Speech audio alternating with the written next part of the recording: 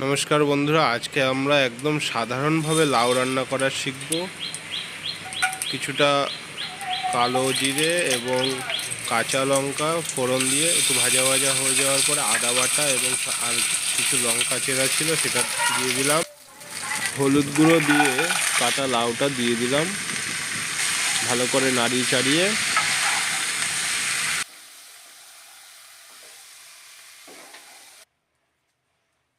পরিমাণ মতো নুন দিয়ে দিলাম। আপনাদের টেস্ট অনুযায়ী আপনারা দেবেন।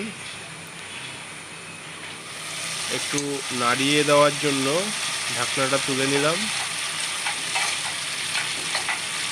এই লাউয়ের জলেই সিদ্ধ হয়ে যাবে, আবার ঢেকে দেব।